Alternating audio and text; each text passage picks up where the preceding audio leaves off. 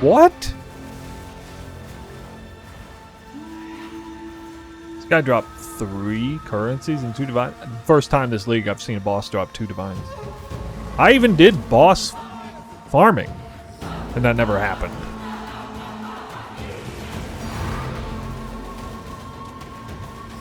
Alright, I'm convinced there's some kind of funny business with Delirium and duping currency, because I've seen this kind of stuff too many times. Not even from the boss. There's no way I just randomly drop 2 perfect exalts off the boss. That's not a thing. Yo guys, what's going on? Snoo here. Check it out, I'm selling a bunch of maps. That's going to be important here in a second as we get into this farming session. Today we're playing the game. Playing it the way it was meant to be played. Yeah, definitely. We're taking that juice dial and cranking it up to an 11. Because it is patch 0.3.1. It's been out for a little bit.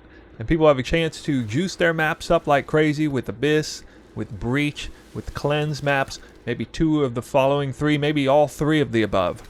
And I'm going to be doing something like that today. With up to probably 80 or more Overrun Abyss maps, which I've already pre-crafted here. We got a few other maps as fillers as well. And I'm going to run 100 of these maps. And we're going to find out just how good it is. Because a lot of you have been talking around for the forums and such, saying it's not very good as far as juicing is concerned, not very lucrative. Well, I don't know about that. It kind of depends on how you set things up. But a lot of unknowns going around right now, and I'm going to give you a very nice, well-balanced way to do this farm. It's going to be a perception versus reality. We're bringing that series back. We got to for this because that's what I do when there's a whole bunch of unknown or disbelief about a particular farm or a particular way of playing the game, and I take a strat and I do it, execute on it, and the results are whatever they are. And just so you know, the result of the farming session here is from my own tests, having tested quantity focus, rare monsters focused, rarity focused, 2 of the following 3, all 3 together, cleanse maps, abyss, all that together. I've done all kinds of different tests. And to be fair, there's a whole lot of testing needs to be done, not a whole lot of time to do it. So my sample sizes up to this point have not been anywhere near what you see here today. But what I've seen as far as vibes, as far as, you know, limited testing that I've done, has led me to this place. There is a way to craft Waystones that is very convenient in this game. So let's start with that. You simply exalt slam. Oh yeah, almost forgot, you need a Chaos Orb too. Chaos Orb with this Omen. I guess it's all got to be in here, huh? This will turn everything into item rarity, a very big item rarity roll. Omen of Sinestral Necromancy with a Preserved Vertebrae. And you are well on your way to getting some Waystones like this. Now, you only have about a 1 in 10 chance, something like a 10% chance of spawning it this way.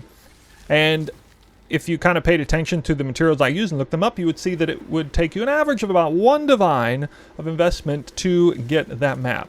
But it doesn't really cost 1 divine. As you saw, I was selling a bunch of maps. I was selling maps just like this that didn't hit exactly what I wanted. And so I'm able to make a bunch of currency back because a lot of people are too lazy to craft, and a lot of people aren't necessarily going for these crazy juice maps. Maybe they want other modifiers instead. And a lot of them are good as well, like natural monsters have an additional modifier, additional abysses. Anything that really drives up the rarity rare monster roll is a good roll, and I've been getting, I'd say, at least half of my currency back that I invest in individual map crafts. And it's not that bad if you craft, you know, 100 or 200 at once. I have 1 extra precursor here in case I decide I want to run a map with a little extra rarity. Probably not going to use this though. So you notice all the precursors, none of them are perfectly rolled, and that's just kind of trying to, you know, thread the needle of a high quality precursor without paying, you know, the price of a perfect one, which is kind of ridiculous. Total cost of precursors is around 35 divines for 100 maps. Especially given the fact that I got these extra uses here. We also going to be running into a few Citadel maps, and so I have some precursors like this as well. Increased quantity of Waystones grants you extra Citadel drops, so I'm not running Overrun maps on Citadel maps. At least 2 out of the 3 Citadel layouts are terrible for that anyway, and we'll get more to the layouts in a minute. But yeah, the Waystones only paying about half the cost that I would normally because I'm able to sell some back. Precursors, I found a hole in the market, was able to purchase some of these. They're starting to normalize and come down in price anyway. And so the grand total cost is somewhere around 100 divines. Estimating a little bit, but around 100 divines. One other thing that I didn't factor in is the delirious distillations. You can see we're not running triple paranoia. Well, we are over here. For the you can't go wrong with triple paranoia. Okay, you get a whole bunch of rare monsters. Look at that rarity rare monster world. I'm going to drop some loot in those, whether I'm bum rushing the boss or not. But on the maps that really count, we are going double feared and one isolation. That would be 2 of these and 1 of these. The reason is because, first off, I got a build that can actually handle that. So you do have to have a pretty strong build. Can handle 94% delirious. But your drops are improved for that. Now, going triple feared has been a popular thing for a lot of people, and that's pretty good. But the map opens with a 111% chance for rare monsters to have an additional modifier.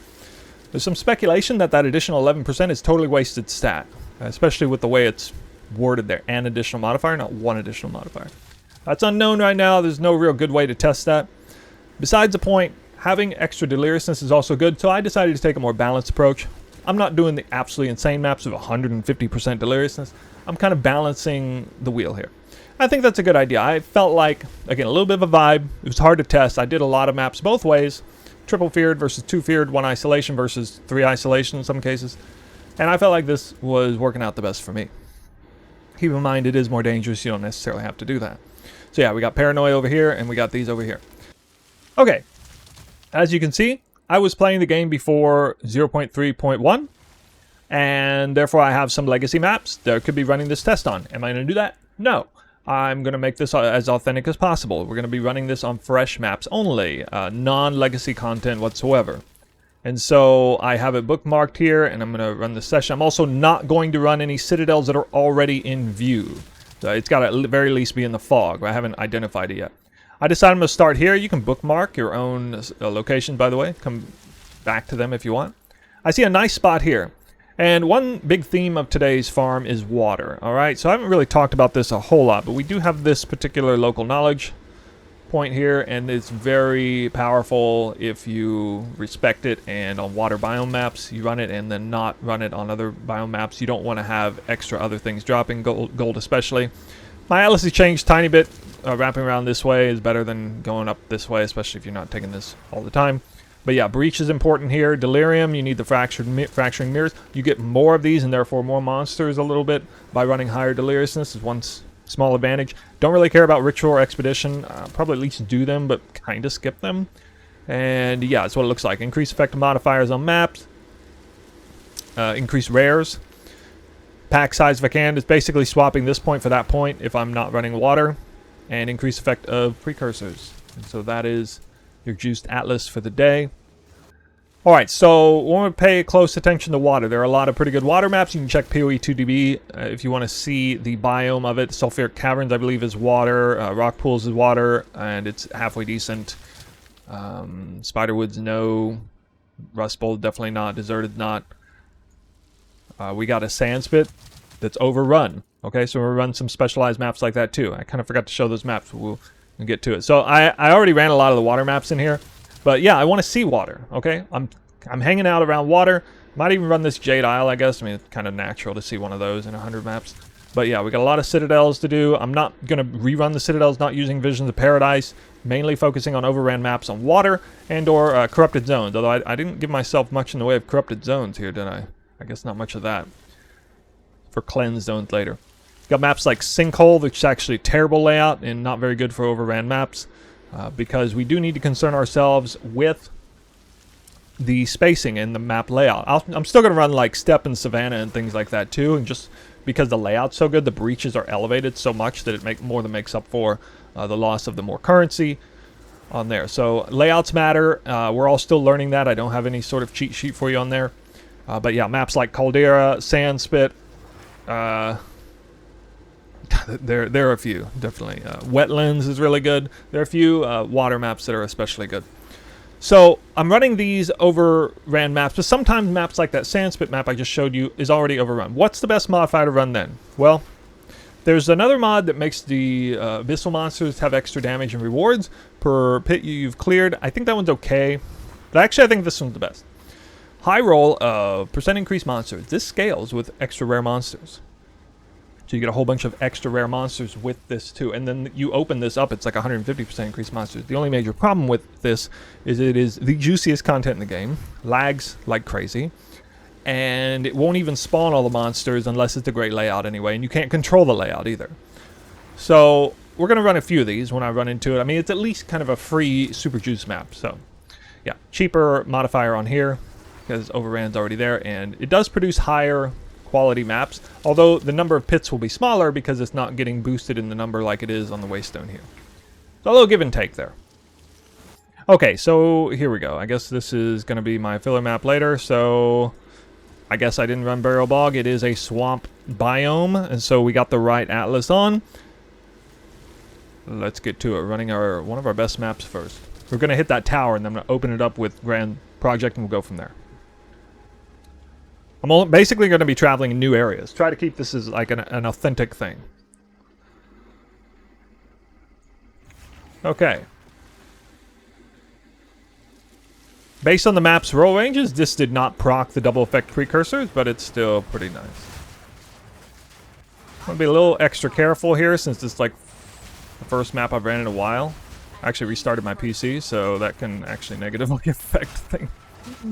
Here we go. Yeah, you'll see the pits are here already. I get to headhunter buffs quickly, and then I basically become unkillable. You see a lot of headhunter buffs right away. 39 already. It's one of the advantages to running high rare monsters is you get tons and tons of headhunter buff. I've seen up to 80 before in maps. Kind of fun, not gonna lie. In case you don't know this build, it's whirling/twister. All kind of links in the description of the video you can see to get a better understanding of the build, and a lot of videos too. And yeah, this lag's a little worse than normal. It'll be better in the following maps. Nice, we got at least 2 breaches on the map. So this layout looks mediocre, I would say. It's not a bad one. Second one, and a first divine orb. May drop a lock or a mirror. Not going to be factoring that in terms of normalized drops, but can happen. Now this is about the same lag I'll get on those increased monster maps, whether everything's warmed up or not. But this is, yeah, again, worse than usual. So I expect an improvement on following maps. It's actually, it's kind of so bad that it's messing up my breach, although I think I got it pretty well. Our performance of the game has been kind of a talking point amongst the community, Abyss especially. They've made improvements, but when you juice the map up this hard, you're kind of asking, you know, to melt everything down anyway. So now one thing I like to pay attention to is how many Chaos Orbs I'm getting. That's a big indicator that the farm is good. I noticed that rare monsters drop all the loot. I mean, you guys, this has been the way it's been since 0.1 basically, and they've tinkered around with loot a little bit. But basically, unique monsters and rare monsters have all the loot in the game, and magic and normal don't drop anything. And maybe they'll change that someday, but that's how it is and how it's been for a while. The problem is you can't scale unique monsters up in major ways. Sure, they'll drop, you know, I'll even go so far as say significantly more loot. Rare monsters each drop like 2 or 3 currency items, and it might be Exalted Orb, might be Chance Orb, might be a Divine Orb. So monsters in general aren't dropping all that much stuff. Magic and normal monsters seem to drop nothing at all. And rares will drop like 6 items, half a dozen items, and a couple of them would be currencies, and you're just looking for the conversions over to higher tier stuff. Rarity is a big player. I got 137% rarity. I didn't even hit the 150 new breakpoint or whatever people have been talking about. Did I kill the boss with headhunter buffs? Alright, so that is map 1. And we dropped 13 chaos, 1 divine. Oh, perfect regal orb is a high tier currency too, rare currency. That was really bad RNG on the higher tier stuff. You just got a lot of chaos orbs. Ready to hunt. Oh, come on. I hate when you can't even trigger a breach until the abyss is gone. That's so annoying. Darkness binds you.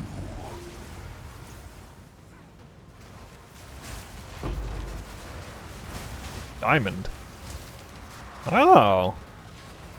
Hey, what are those worth unidentified? Alright. We paused your scheduled programming to bring you a little update real quick. I basically got a lot of the grunt work done, a lot of the travel maps done. I did 5 towers in total. We did get 1 cleanse zone here, which is pretty cool. We got citadels found out for the most part. And I haven't really checked to see where all the water maps are. Wetlands is there. That's a good one. Ornate chambers, not that great. Overrun. But we have a super sand spit right here. Okay.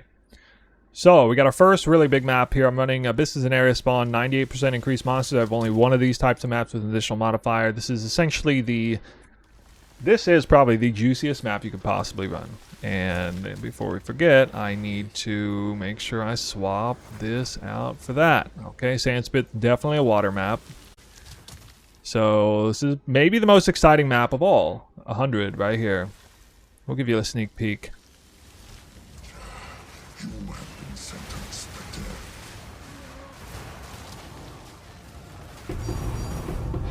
What? This guy dropped 3 currencies and 2 divines. First time this league I've seen a boss drop 2 divines. I even did boss farming, and that never happened.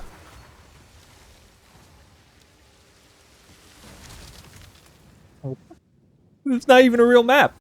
That's a travel map. It's a fake. That's fake loot, guys. Fake loot.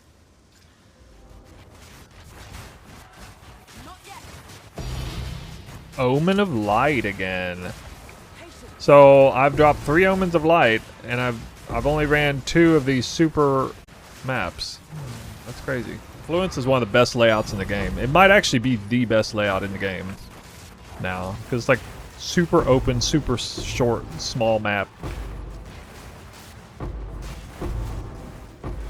Dude, did I get... No way I got 10 breaches on this. No way. Nah, it's gotta be 4. A null and divine off the same mob? What? Oh, dude, that's so good. Perfect Exalted Orb. Alright. That's a drop too. The second Divine Orb I see now. Okay. Third Divine Orb. What? What? What is this map, bro? This map's great. This map's so good. I am forever in love with this map. This is now my favorite map in the game. I'm gonna take my 60 Headhunter buffs and cremate this boss. And now we loot.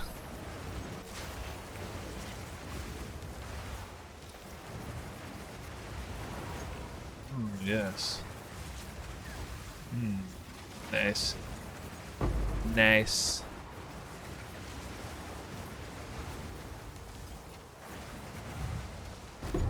Now, who is gonna juice some maps? Who is ready to juice some maps?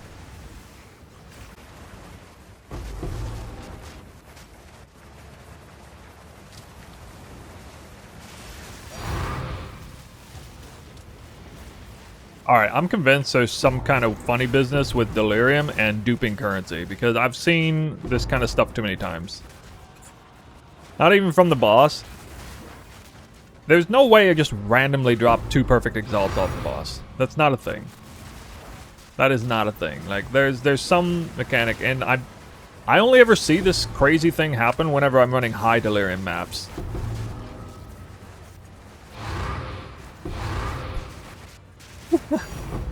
Wow. Dude, come, all right. I swear this is like secret water map, because this map drops so much water, dude. Or so much currency. If you want to drop more tinks per second than any other map in the game, is this map. It's too good. 16 all res. One alive. Oh, bro. Bruh. It's my ring. I'm making my ring. I'm crafting my ring right now. Wait, what? What would I craft next? Regal's probably gonna brick this. Most people want Rarity. Frick it. I'll chance it. I'll chance it. Huh! Missed. Oh, nice. Nice. Dude, I'm halfway done with my own ring craft. What? You anticipate some nerfs to Twister in your build next league?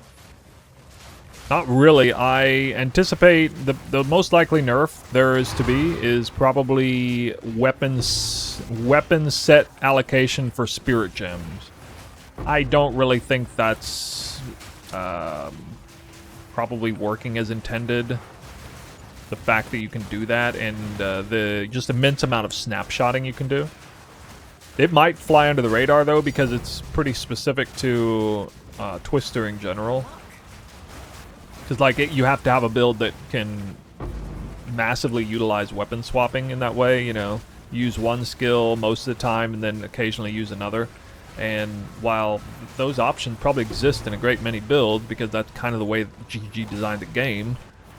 You know, weapon combo or skill comboing like that, setting up things to work off of one another like that. The fact of the matter is very few players play the game that way. They just opt out of it. So, I mean, Twister is just one particular extreme example of how that gameplay works, but there are other things too that out there. Even something as simple as like Flicker Strike, you know? You're using Tempest Flurry, you get power charges, and then you... Wait, how'd the boss get over there? That was weird. And then you use Flicker Strike on occasion, right? And you could have crazy power boost for the Flicker Strike.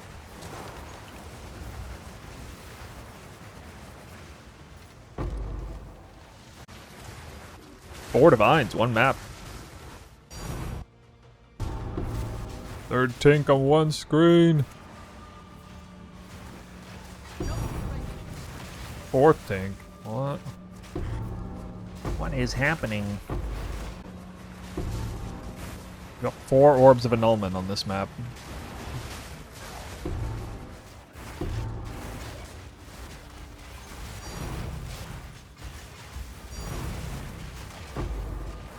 Two tanks. Trying to find that dang breach.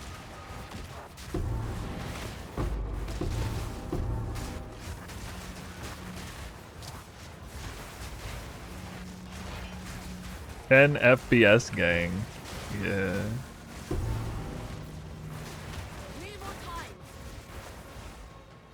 Oh no. I probably lost all my loot. This happened. I'm surprised this hasn't happened yet. This normally happens like every 20 to 30 maps. Yeah, all loot is gone, and even if I picked up those divines, they're gone. It gets deleted. So that map doesn't count. And that's stupid because that was one of my top 4 maps on one of the actual best layouts. And I can't even run it again, which is retarded. God damn it. Why'd it have to happen on like the best map? So stupid. That kind of pisses me off, man. Almond.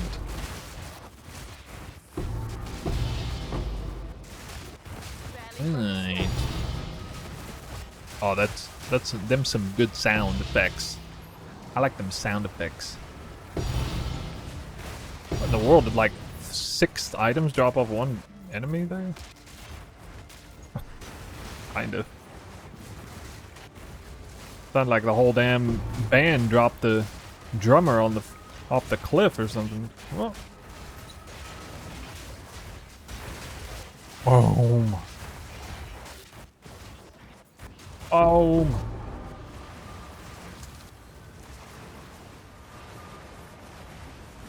You dummy. Or wait, no, never mind. Never mind, that was the second. Wow, the first one took that long to close. feel like I'm in warp speed mode here. The breach felt like it lasted twice as long as it was supposed to. Another one. I was paranoid because I thought the third one closed. It was actually the first one that was closing. What? How could I be so wrong?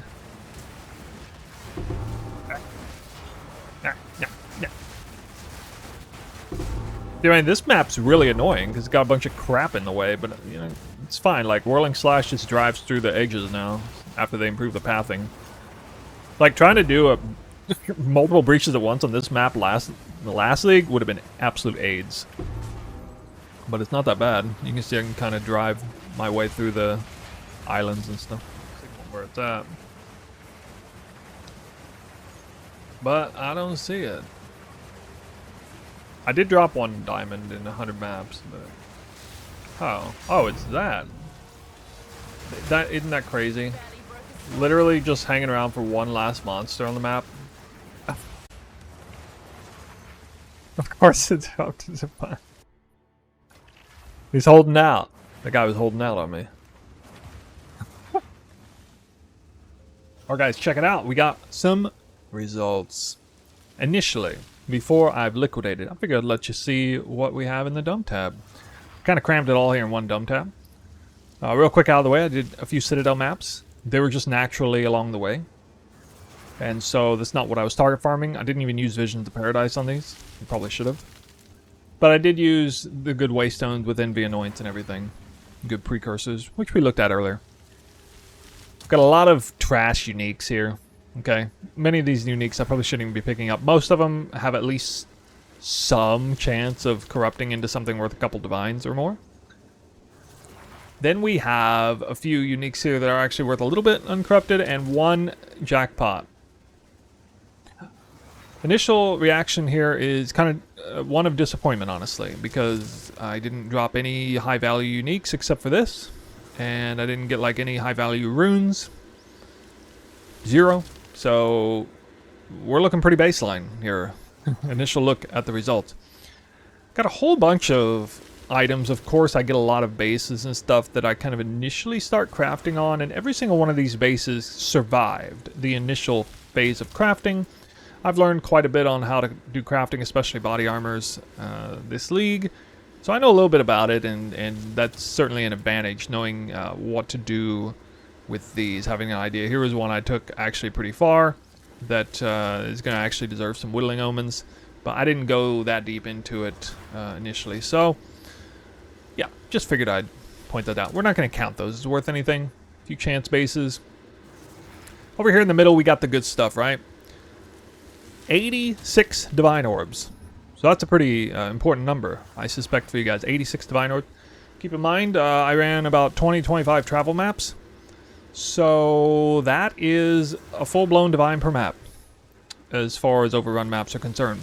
That's pretty interesting. Actually did crack the 1 divine per Overran map threshold, I do believe. Got 9 Omens of Light, a couple of ancient currencies, a bunch of other currency like that. 500 and... I think it was 548? 568 Chaos Orbs? 548, yeah. 5.4 Chaos Orbs drop per map, 0.86 Divine Orbs drop per map. There's a couple of interesting points there. 13 Perfect Exalted Orbs, 49 Annuls. A bunch of Catalysts, a bunch of Grand Projects, no Visions of Paradise dropped. And that's about it for the high tier stuff. I left all of the Precursors in here. Now, this is a strategy that does result in a lot of Precursor drops, so I'm going to count those as I'm going to 3-to-1 them. Actually, you know what? Instead, I might just see on trade what they're worth as a default, and then just kind of base it off of that to figure it out. We're going to now get to liquidating, and I will liquidate things that can be liquidated quickly and easily, and we'll count those. I'm not going to count any of these uniques. I'm going to count this unique and these 3 as their baseline value, unidentified. We'll count, like, you know, Grand Project value, which I guess makes up for some of the expense. We'll count the catalyst. We'll count all the currency. This is going to be pretty quick. As far as liquidating, it's basically just all this currency. Yeah, 1 level 20 uncut gem. Not counting any, not a single one of these bases am I counting. Because, I mean, I initially used crafting materials from my, you know, my stash or whatever. So, kind of unfair to count that stuff. But it's just an interesting point on this strategy. You do see a lot of bases. Even though we're magic finding, we still see a lot of bases. It's not as good as a true base farm, of course. Yeah, be back in a second. The moment you've been waiting for. Here we go. We've done the math. Really wasn't that much to count. Sold the catalysts, broke down all the currencies. This here jackpot of mine, it was apparently worth a lot less than I thought. It's only 2 divines now. And basically these gloves aren't actually really worth anything. But we actually came out pretty well, better than I expected. So let's take a look at it. I went and saw that essentially a random precursor. So you know what I should have done is I should have at least ID'd these. But anyway, I haven't even looked at a single one of these. So if you don't look at a single precursor normal, they're worth 1 C apiece, basically. So 1 chaos apiece for the precursors, as well as the grand projects, which are 11 C apiece, total 5.5 divines in precursors drops. Uniques was basically just this jewel and, you know, its gloves or whatever. 2.5 divines. Currency. 3,075 chaos orbs sitting in my bank. And I'll put those to good use. And however many divine orbs this was, I can't remember. Total. The 129? 129, I think. Add all that together. 216.8 divines of raw currency. Again, I remind you that this does not count any of these bases. These crafted, potentially, I'm sure at least a couple of these are going to be worth, you know, a few dozen divines with a minimal investment. Doesn't count any of this stuff at all. It also doesn't count any of this remaining stuff, except the precursors. But there's not much there. Total investment, remind you, is 1 divine per map. Okay, we talked about that in the intro. Justification for that. And obviously a little bit of estimating needed to be done, but yeah, the economy is kind of weird. When it's all said and done, it looks like it's about 1 divine per map. That is also factoring in that not 100% of the maps were overrun maps. Gross 224.8 divines. Net 124.8 divines. Divines per map. Net positive 1.25 divines per map. Divines per hour. I was doing 10 maps an hour. Pretty much right on the money. Actually a little bit faster, but you know, we're counting it 10 divines or 10 maps per hour. 10 hours to do 100 maps, 12.5 divines. 12.5 divines per hour. So, them's the results. And as far as, you know, all the various different strategies that go out, at least at a surface level, is that the best strategy in the game? Nope. Not on the surface, anyway. But when you dig a little deeper, I think it actually might be. And so I'll save those thoughts in a second for the final thoughts. But those are the results. That is the reality of what I farmed. The biggest takeaway, in my opinion, for you guys, where's the special loot? Where's the Henacor lock? Where's the Mirror of Calandra? Where's the Martyr Crown unique? Where's the Constricting Command unidentified? Where's the Calm's Heart? Where's the Headhunter? Where's any jackpot drop? This is it. A 2 divine jewel. That's the only single sort of unique outlier loot that is present here. Everything else that dropped is totally predictable, standardized, generic loot that was either counted as such or wasn't factored in. This is baseline. This is baseline currency per hour. I would say there's a very high chance that if I repeated this farm, I would do a lot better than this. Getting at least, you know, last time I did this farm, I dropped a Calm's Heart. I dropped a 21 div rune. Didn't drop any of those things this time. And so they're not included. They're not here. I would expect to drop something, at least a couple things like that. And that would improve the results. We're not going to normalize locks and mirrors. I don't know exactly how much they're worth. I'm going to look into that before we move on. But let's get to some final thoughts. Just in case you missed it before, here's some evidence that these precursors that I was rolling for divines and maps are indeed selling in droves. Okay, that's a lot of things that are selling. Precursors that I rolled myself. And so we talked about that in the intro. I don't recall if I actually showed proof of that. There's your proof. It's pretty nice. I can actually prove it there with the little history thing. I think this farm was really fun. The biggest thing for me on a personal level, I like PoE1 a lot. I like the end game of PoE1. I like moving fast. I like just blitzing through. I like the Alva strat in PoE1. That's what that's all about. I like making the server come to a halt because there's too many actions going on. I don't really like that, but I kind of like that. You know what I mean? And I got that in spades with this farm. Sure did. You saw it in the highlight. And the funny thing is quite often when I'm doing 100 maps farming strats, whether it's in this game or in PoE1, usually there's a sort of feeling that goes on like halfway through it where it's like, I kind of wish it was done already. Let's get this done. Still got 50 maps to do. 40 maps to do, 30 maps, almost done. Whew. Whew. I did not get that on this farm.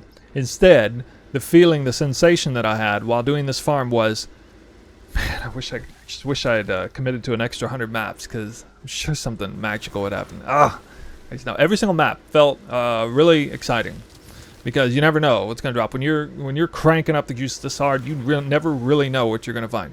I got unlucky this time around in 100 maps, which is a good sample size, but for this kind of farm, 100 maps really isn't that great of a sample size. It's the best we got on the record right now from me.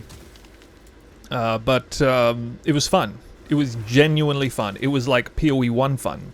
It was like PoE1 mirror tier tornado shot farming mirrors fun. That's what this strat was. And that's the first time I felt that in PoE2.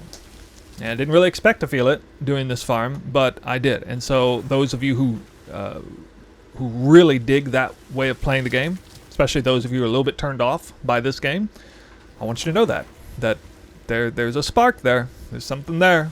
So it may not hit you this time. Maybe it won't hit you in 0.4, but it's going to hit you at some point, I bet. Yeah. This is really a pivotal moment for me as far as the way I view the game. And yeah, of course, I'm still looking forward to playing PoE1, but I want to keep playing PoE2 at the same time. I'm going to do this farm again. We're going to do this again with 100 maps of purely Overrun maps. And I'm just going to run Overrun every single time, even on the travel maps. I really want to do it again. Like, I want to, like, close the stream, set up another 100 maps, and go tomorrow. That's what I want to do. And so, just take that for what it is, you know? That's not something I usually express. And I'm saying it because it's unique, it's unusual in this situation. Didn't expect it at all. I can't wait to actually genuinely farm Lock and Mirror. I haven't dropped either of those in this game, and I think it's going to happen if I push it hard enough. Well, that's it. This perception versus reality is kind of hit me over the head. Something weird. I hate crashing, obviously. I lost a couple of really good maps. I died twice. I got 4 bars of experience. No, 5 bars of experience from 98 to 99. That's pretty damn good, too. That's something else somebody said. I made 10 million gold during this farm. No, actually about 13 or 14 million gold. And 5 bars of experience. Pretty good. Something you don't get on Trials to Chemist, for example. And, yeah. So we're going to call it there. That's where we're at, and yeah, I'm going to get this video out. We had an insane highlight video. Yeah, if you didn't catch the highlight video, look at the highlight video. It'll come out before this video of that one particular confluence map, and you can see it. You can see it happening in real time where that spark hits. It really hits. So guys, hope you enjoy some super juicing Abyss and Breach, and let's hope that Abyss is here to stay. Let's hope the first league mechanic they bring is here to stay, because I think Abyss is better than Breach, actually. Combining them is fine, but I would be much happier with them removing Breach and keeping Abyss than the opposite. That's just me. Let me know what you think in the comment section down below. Let me know if you've gotten your kick out of a farm like that, or if there's another setup that you think is a little bit superior to this. What about triple isolation? What is the perfect rare monster rarity combination out there? I don't know if I gave that to you today, but we definitely gave you something nice to work with. And so good luck out there, target farming your insane drops. And we'll see you in the next video. I'll be sure to do it again. Catch you next time. Thanks for watching.